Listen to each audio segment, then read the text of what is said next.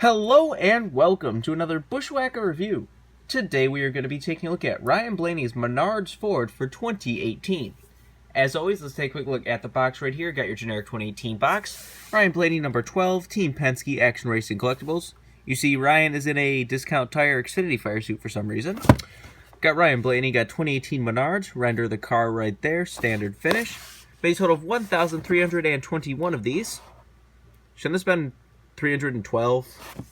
I don't know, but whatever. On the back of the box, you got your typical features and stuff of the body. Action Racing Collectibles 2018, all of that good stuff all around. Here is the car itself. Probably one of the most anticipated primary diecast of 2018. Everyone's been going crazy for this car, and I'm glad it's finally got released. Probably the only other really anticipated primary diecast I can think of is probably Bubba Wallace's Click and Close car, but everyone was really excited for this one. Well, most people are. Some people call this the worst paint scheme of the year and the highlighter and wham, wham, wham, but I love this car. But anyways, let's do a quick 360 of the car. This diecast is slightly inaccurate based on something the Menards has been changing all year, but we'll get to that later.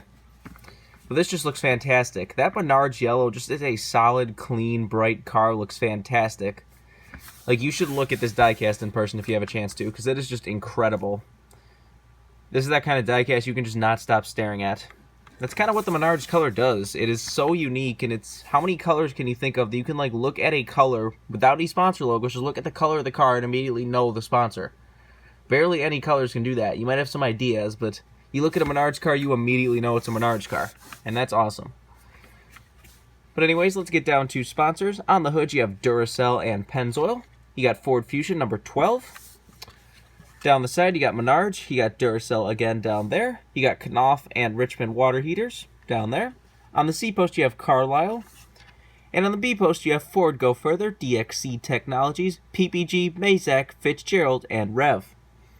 I noticed that Fitzgerald didn't move to this car. Are they going to sponsor him in Cup at all this year? Because they sponsored Keselowski last year, and then they didn't say anything about this year, but the way that it moved from Keselowski's B-post to Blaney's tells me that Blaney will have one, but I don't know, I guess we'll have to wait and see. Just has your regular contingencies and stuff, does have Monster and all that. On the back you have Menards, Ford, and number 12. And on the deck lid you have some of the sponsors that you'll see on the Menards cars over the years. You got Kitty, Libman, Jack Link's Beef Jerky, Atlas, Nibco, Tarket, Cardell Cabinetry, Sylvania, Duracell, and Moen. This is number 72. Got nothing on the roof for usual Penske cars. Got the same stuff down the other side as usual. Let's take a look under the hood. Doesn't want to open very far. See, it says Menards and Powered by Ford, which looks like the Powered by Ford logo is a little bit off from where it usually is, but whatever.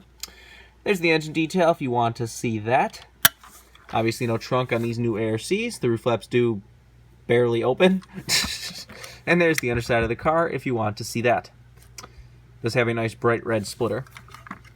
Interesting, I have to point out, you see this car does have a little arrow decal, which early in the year some of the Penske cars came out without that decal, and then Lionel said that Penske requested it to not be on their cars. But then it's been on some of the more recent releases, so do they want it? Do they not want it? Was that just a Lionel excuse? I don't know what's going on there. Because it definitely is on this car. It was on I think it was on Logano's Pennzoil car. It was on the Auto Trader car, I think. So, I don't know. You see, the actual lug nuts are not painted on this one. Because I guess they didn't want to try to clash yellow with Menards yellow. I don't know. But I do like that they actually did use bright yellow Menards rims this year on the Menards cars. But now, what I was talking about changing each year is basically in this area right here. It is the number and the Menards on the side. The only time it actually ran like this with white Menards and a red 12 was in the Speed Weeks at Daytona. But that car had Peak on the hood, not Duracell. Then the next week at Atlanta, it changed to a red Menards text, so it was red on red. And it stayed like that for the first chunk of the year. But then as soon as Talladega came around, they changed back to white Menards, but also changed to a white 12. And that's what they have up to this point of recording this video. Blaney has used this Duracell version of the car at Dover and then at Pocono this weekend. And both times it had the red 12 and the white 12 and the white Menards. So technically this diecast isn't accurate as far as Duracell goes, because both times he's raced Duracell so far it has had white numbers, not red numbers. But he at least did still race this version of the car. It just had Peak for Daytona. So if you get the dual win that they're going to be releasing with Peak on it, that is probably the most accurate version of the diecast you can get so far. There's also 2 cars this year. It was Blaney at Martinsville and Menard at, I want to say, Kansas.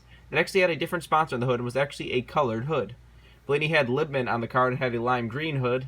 And Menard had, I want to say, Atlas on the hood, had a red hood.